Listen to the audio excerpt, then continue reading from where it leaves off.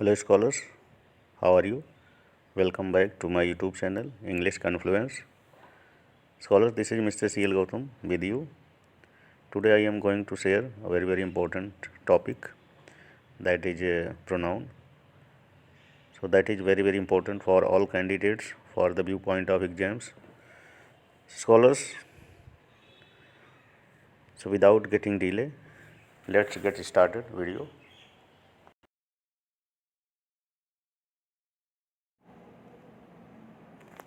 Pronouns.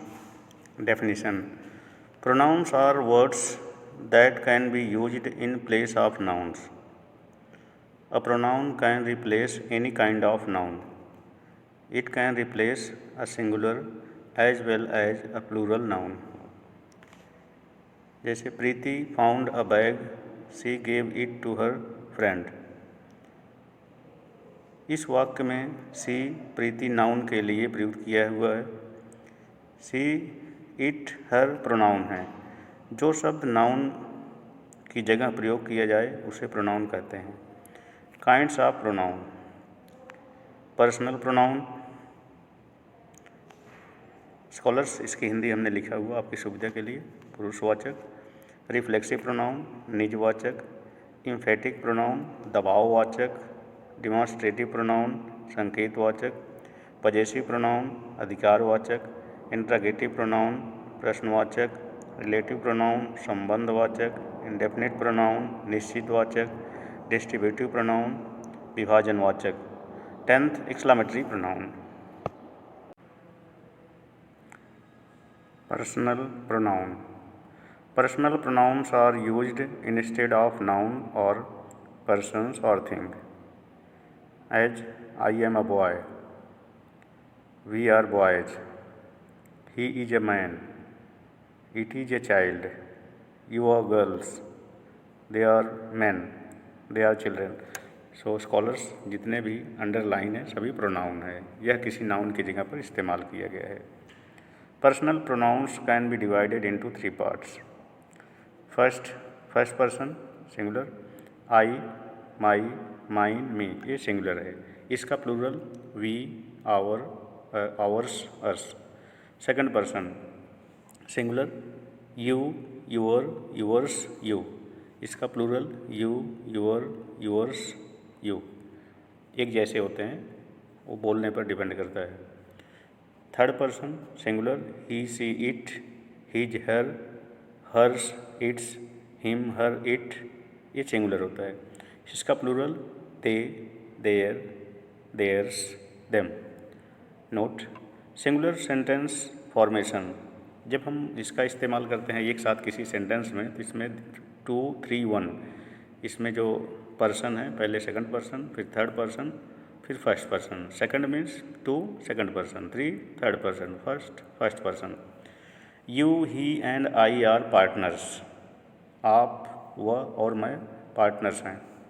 Second examples, you and I are good friends. आप और मैं एक अच्छे दोस्त हैं।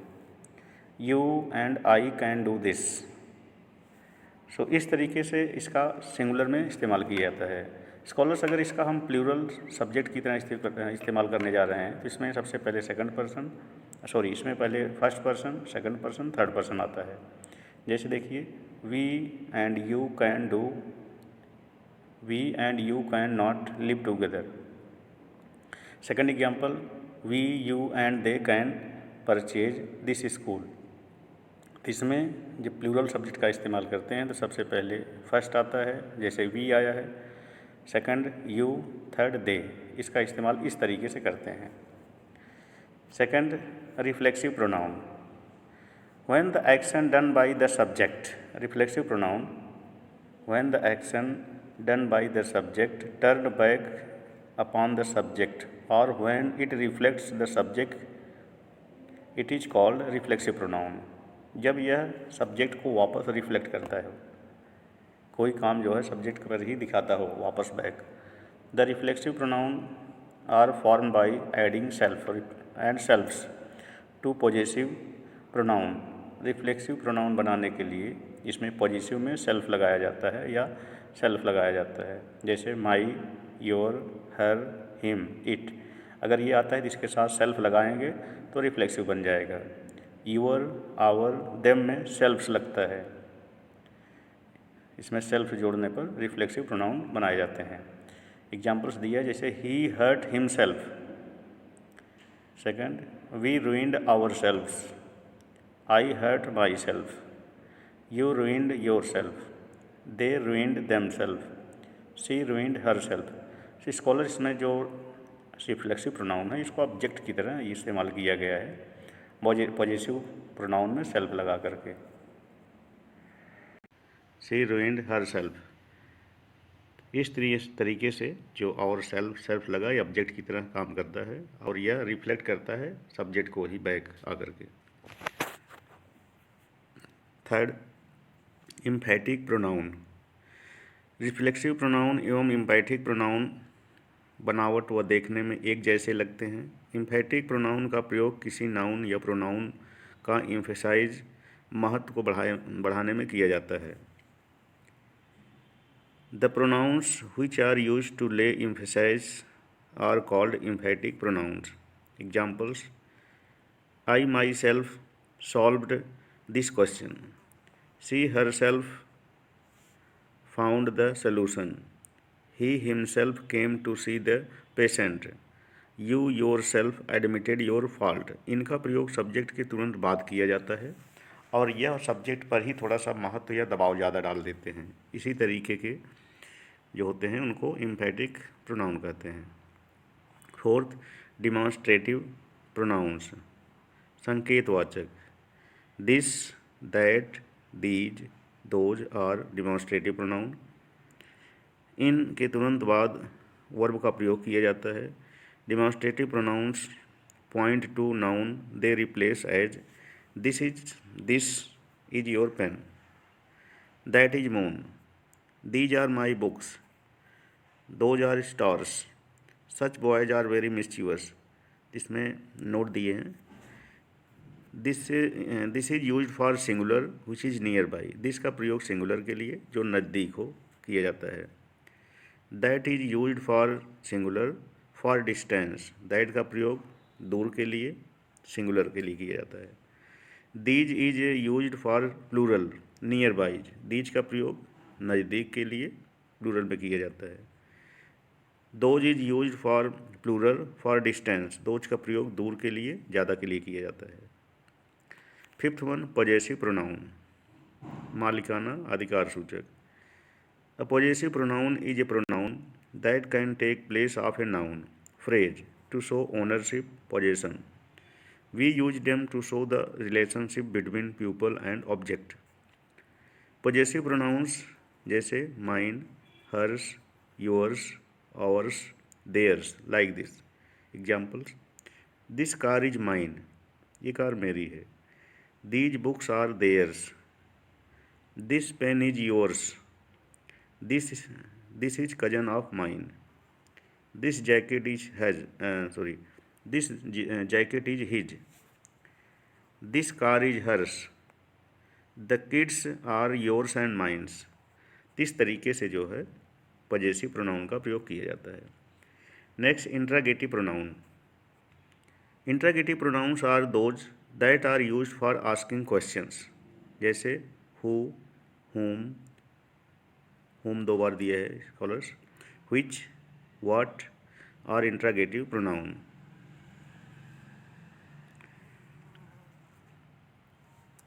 इनका प्रयोग प्रश्न पूछने के लिए किया जाता है। जैसे एग्जाम्पल्स दिए हैं, हु इज ही, वो कौन है। Second, what is your name, आपका नाम क्या है। Third, which is your book, आपकी किताब कौन सी है।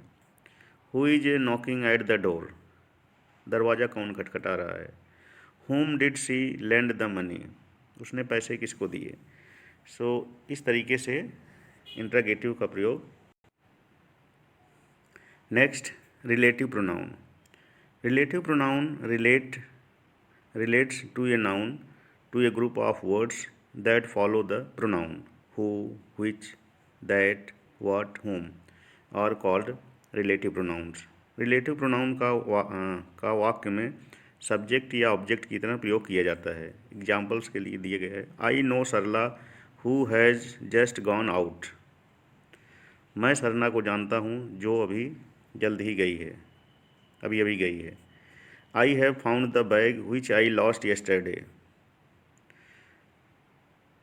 मुझे एक बैग मिला जो मैंने कल खो दिया था। This is the magazine that she gave me. यह वही मैगजीन है जिसे उसने मुझे दिया। Next, eighth, distributive pronoun. Distributive pronoun each, everyone, either, एवं, नीदर और डिस्ट्रीब्यूटिव प्रोनाउंस। अतः सभी ये सिंगुलर होते हैं। ये प्रोनाउन एक व्यक्ति या वस्तु को व्यक्त करते हैं। इनके साथ हमेशा सिंगुलर वर्ब का प्रयोग किया जाता है, जैसे each of the students gets a prize. I may buy either of these two gift. Neither of them plays well. Each of you has received a prize. इस तरीके से नीदर, ईदर, ईच का प्रयोग किया गया है। नेक्स्ट है exclamatory sentence, exclamatory pronoun. A pronoun used as an exclamation is called an exclamatory pronoun. जो विस्मय बोधक की तरह इस्तेमाल किया गया हो।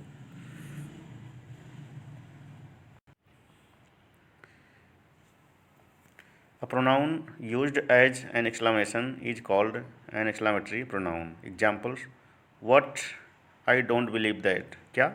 मैं इसे विश्वास ही नहीं करता। What? Didn't you know this? क्या आपको ये नहीं पता?